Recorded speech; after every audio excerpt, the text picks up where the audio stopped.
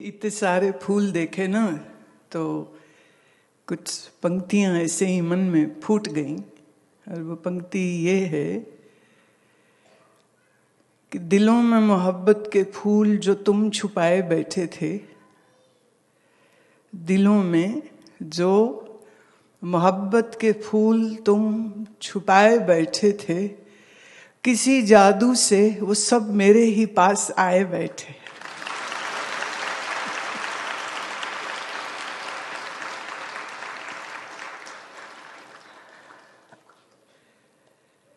कुदरत ने ये जो फूल खिलाए हैं,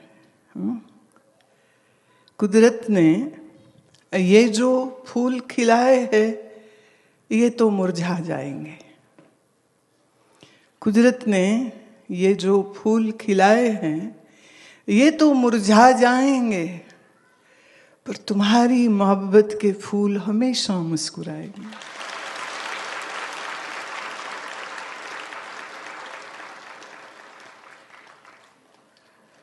कुदरत के इन फूल की डालियों में कुछ कांटे भी हुआ करते हैं। कुदरत के इन फूल की डालियों में कुछ कांटे हुआ भी करते हैं, पर तुम्हारी मोहब्बत के वो फूल है जहां सिर्फ आहों की, आंसुओं की, मोहब्बतों की, मुस्कुराहटों की आहटें हैं।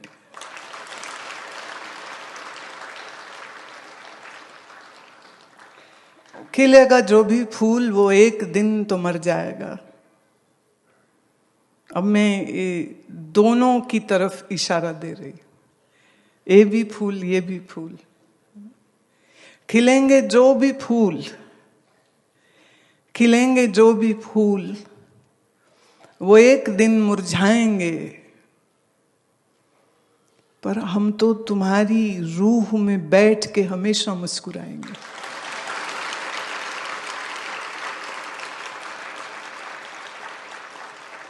हम तो तुम्हारी रूह में बैठकर हमेशा मुस्कुराएंगे। देखने में हम बहुत से यहाँ बैठे हैं, देखने को तो हम यहाँ बहुत से बैठे हैं, पर जरा आंख से जरा पर्दा उठा, जरा आंख से तू पर्दा उठा, देख जरा, कई नहीं यहां तो एक ही फूल मुस्कुराए।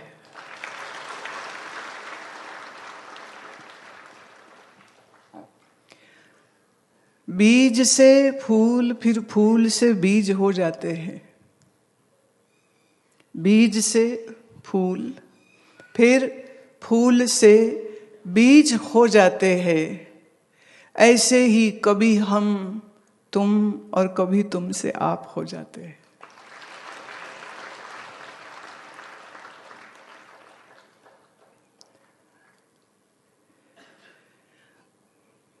बात पते की सिर्फ इतनी सी है कि जो हम हैं वही तुम हो, जो तुम हो वही हम हैं। तो भेद देह के हैं, भेद मन के हैं, बहुत बड़े भेद हैं। भेद इंद्रियों के हैं, लेकिन स्वरूप में तो कोई भेद है ही नहीं। और जब स्वरूप में कोई भेद नहीं है तो वहां कुछ ऊपर नीचे नहीं है, वहां तेरा मेरा वहां कोई नहीं है। व्यवहार की दृष्टि से फर्क होते हैं, व्यवहार की दृष्टि से भिन्नताएं होती हैं, और व्यवहार की दृष्टि से कभी कोई दिन होता है, कभी कोई दिन होता है। वैसे ये तो फरवरी महीना ऐसा चढ़ा के बस मतलब हमारी तो हैट्रिक हो गई। इतना कार्यक्रम, इतना ट्रैवल हुआ है। तो नॉर्थ ईस्ट से लेके महाराष्ट्र, महाराष्ट्र से गुजरात, गुजरात से हरियाणा, हरियाणा से पंजाब, पंजाब से फिर वापस हरियाणा, और इस बीच में आश्रम में शिवरात्रि, नवरात्रि और रामनवमी, ये पर्व भी उसी में शामिल हुए। तो मैं ये समझती हूं कि जीवन तो एक उत्सव है, उत्सव है, बनाना नहीं है।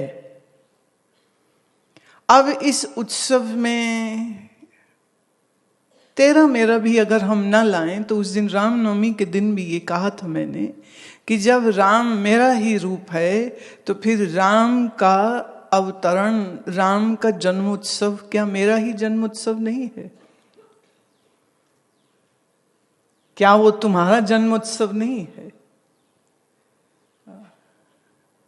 तो जब इस दृष्टि से हम देखते हैं तो फिर आज के लिए भी वही बात मैं कह सकती हूं, वो इसका जन्म उत्सव नहीं है, वो तो आप सबका जन्म उत्सव।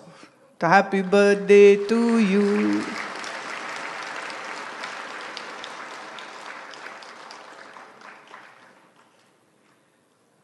भेद देखोगे तो भेद बहुत सारे हो जाते हैं, पर मैं कहती हूं जो अभेद है उसके ऊपर दृष्टि जानी चाहिए।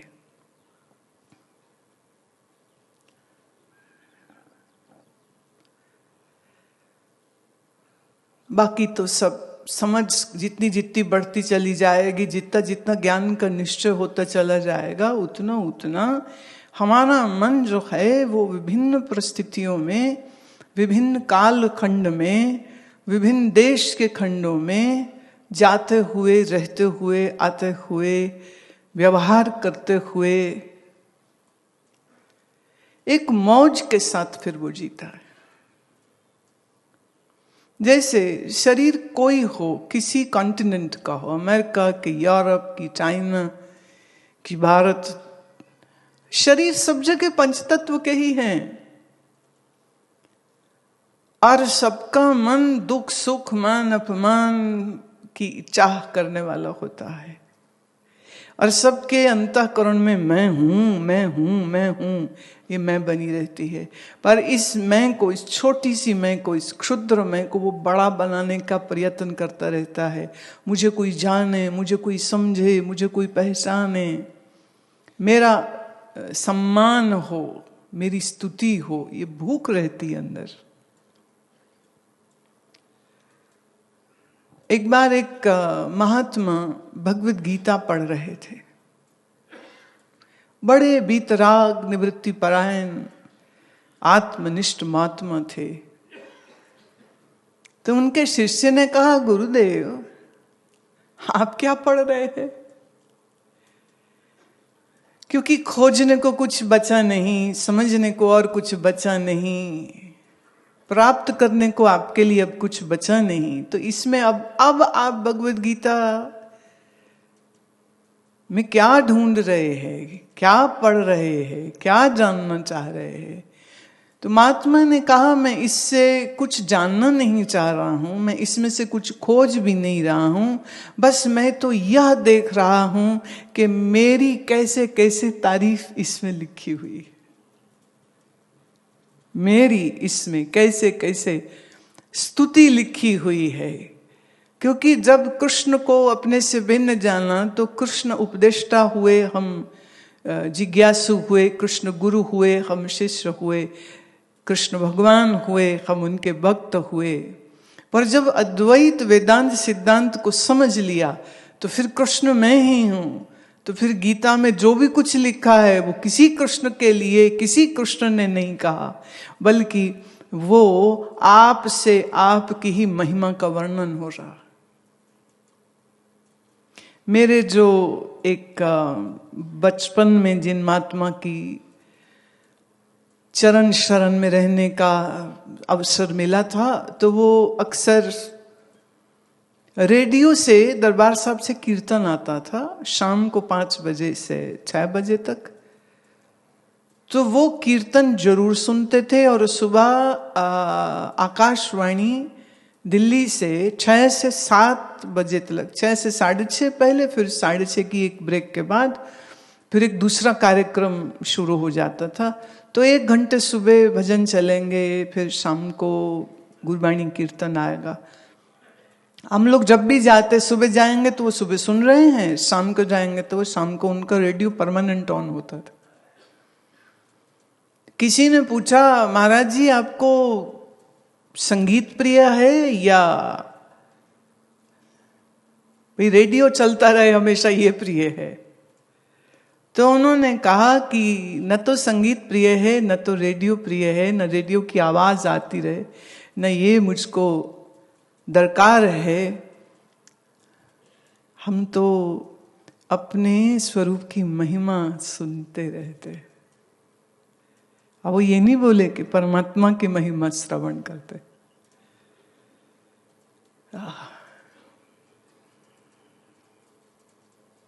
तू समर्थ वड्डा मेरी मत थोरी राम, जैसे पंक्ति आई तो यहां तू का अर्थ आत्मा है। बोल कौन रहा है? मन बुद्धि बोल रहा है। तो बुद्धि कह रही है, हे आत्मदेव तू कितना समर्थ है और कितना बड़ा है, मैं तुझे कैसे जान सकता हूं, मैं तुझे कैसे वर्णित करूं। अगम अगाध पार ब्रह्म सोए, जो जो कहे सो मुक्ता होए। सुन मीता नानक बिनवंता, सात जना की अचरज कथा। तो अचरज कथा क्या है? ये आत्मा का वर्णन ही तो आश्चर्य है। और आश्चर्य है कि कोई सुनेगा, और आश्चर्य है कि इस ब्रह्म विद्या को कोई बोलेगा। आश्चर्य है कि उन सुनने वालों में कोई एक समझेगा। आश्चर्य है कि ये एक ही जन्म में समझ भी आ जाएगा। तो शास्त्र को पढ़ने का एक तरीका, अब जैसे मैं देखती हूं तो एक समय पर बहुत साल पुरानी बात है ये, तो कम से कम क्या बोले, अब 25-26 साल तो होगा, शायद उससे भी ज्यादा। क्यों 25? अरे इस वर्ष आश्रम को 25 वर्ष हो जाएंगे।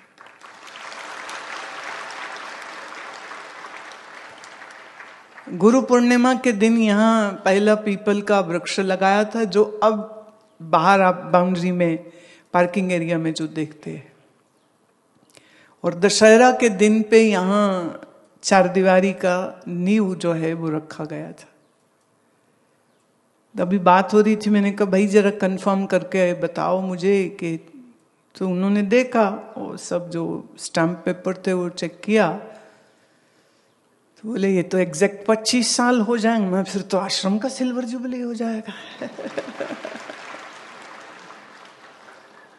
ऋषि चैतन्य ट्रस्ट की फॉर्मेशन 97 में की थी, और उसके थोड़े ही समय के बाद जो है ये जो इस स्थान का चयन हुआ और खरीद हुई। समय कैसे एक क्षण में जैसे निकल जाता है। और इस लंबी यात्रा में, मतलब यूं देखे तो लंबी, यूं देखे तो एक क्षण बराबर, तो कितने कितने कितने कितने मनुष्यों ने इस धर्म की ज्ञान के यज्ञ में सम्मिलित होकर के अपने जीवन को कृतार्थ किया। अब इस बीच में बहुत से शरीर ऐसे हैं जो आज जिंदा नहीं है, चले गए, जाएंगे ही। आया है सो जाएगा, राजा रंग फकीर, तो बहुत सारे गए। और फिर ये भी सत्य है कि बहुत सारे जन्म भी तो नए नए हुए ना।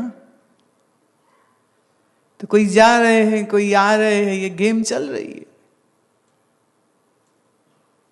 आज ही मुझे बताया कि आश्रम में हमने स्पेशली एक बार गुजरात से गिर गाय मंगवाई थी। हमारे एक शिष्य, अब वो भी नहीं रहे, अरविंद, तो उन्होंने, वो रहते तो अमेरिका में थे, पर उन्होंने व्यवस्था कराई कि गिर गाय यहाँ पर आए। तो उस गिर गाय की बछिया हुई, वो बछिया ब्याही गई। वो अभी कल उसने एक कन्या को जन्म दिया, मैंने एक बछिया को जन्म दिया। तो मैं कह रही थी कि आज न शाम को हम जाएंगे उन्हें मिलने, तीनों को एक साथ खड़े कर देना। 3 जनरेशन भाई, नानी, बेटी और दोहती, वो तीनों यहां पर। ऐसे ही एक शुरू में आई थी, उस गाय का नाम मैंने लक्ष्मी रखा था। उस लक्ष्मी की तो पता नहीं 5वीं 6ठी जनरेशन हो गई यहां पर। पर ये जो भी कुछ ये धर्म से रिलेटेड होता है ना, वो मेरा तुम्हारा नहीं होता है। वो धर्म के हित में, धर्म के साथ जोड़ने के लिए नर नानियों को, तो मतलब यूं समझिए कि आज इस समय पर इस हॉल में जितने लोग बैठे हुए हैं, और कल इस वीडियो रिकॉर्डिंग को जो कई लाख लोग बाद में सुनेंगे, तो एक्चुअली वो जो सामने है मेरे और वो जो बाद में सुनेंगे, तुम सबके मिले जुले प्रारब्ध के कारण ही तो यह आश्रम है। विचार सागर में और पंचदशी में भी आचार्य कहते हैं कि ज्ञानी का ना अपना कोई कर्म बचता है, ना उसका पाप, ना उसका पुण्य, उसका कुछ बचता नहीं। लेकिन फिर भी उसका जो जीवन चलता है वो कैसे चलता है, तो कहा कि जो उससे प्रेम करते हैं उन सभी प्रेमियों का पुण्य, और जो उसकी निंदा करते हैं, जो गाली देते हैं, उन सब लोगों के पाप, यही पुण्य पाप मिल करके ज्ञानी के जीवन को धकेलते रहते। तो पाप बुद्धि वालों के पाप नष्ट हो सके तो कैसे नष्ट होंगे? जब कभी उसको ईश्वर कृपा से सत्संग श्रवण करने को मिलेगा, जब भाग जागेंगे उसके, तब वो जानेंगे कि ये क्या चीज है। क्योंकि मंद भागों को सत्संग नहीं मिलता, मंद भागों को गुरु का, महात्मा का दर्शन दीदार भी नहीं मिलता, नहीं मिलेगा। पर महात्मा के जीवन की सारी तपस्या, महात्मा के जीवन का सारा ज्ञान जो है वो सारे संसार के लिए होता है। इसलिए वो अपने ज्ञान और तपस्या की जो वर्षा है वो सबको देता है, सबको देता रहता है। जैसे सूर्य सबको रोशनी देता है, जैसे चंद्रमा सबको शीतलता देता है, ऐसे महात्मा अपनी उपस्थिति से अपनी ज्ञान की उष्मा को, ज्ञान की किरणों को वो सर्व संसार को देता है। भाग्यवान उन किरणों को लेके अपने जीवन में प्रकाश कर लेते हैं, और जो मंद भाग है उन तक ये किरण पहुंच ही नहीं पाती, क्योंकि उन्होंने इतनी मोटी दीवारें कर दी हैं। तो उन दीवारों को चीर करके तो ये ज्ञान बरबस जबरदस्ती तो किसी के मन में नहीं घुस सकता ना। हमारे एक शिष्य ने ये भेजी, तो गुरुदेव ने सिखाया जीवन का सार क्या है, कितना है क्षणभंगुर फंसा जिसमें ये जहां है। गुरुदेव ने सिखाया कि जीवन का सार क्या है। सच मान बैठा जिसको पानी का बुलबुला है, अभी दिख रहा जहां में कल सब हुआ जलाया। गुरुदेव ने सिखाया जीवन का सार क्या है। संत संगति में रह के प्रभु कीर्ति तू गा ले, संत संगति में रह के प्रभु कीर्ति तू गा ले। बिरथा न बीत जाए प्रभु नाम जो भुलाया। गुरुदेव ने सिखाया जीवन का सार क्या है। प्रभु प्रीत की सुराही प्रभु नाम का प्याला, प्रभु प्रीत की सुराही प्रभु नाम का प्याला। पी पी के पार हो जा गुरु जाम जो पिलाया। गुरुदेव ने सिखाया जीवन का सार क्या है। कर काम हो न करता, दे दान हो न दाता। कर काम हो न करता, दे दान हो न दाता। दे सौंप सब उसी को जो जग में तुझको लाया। गुरुदेव ने सिखाया जीवन का सार क्या है।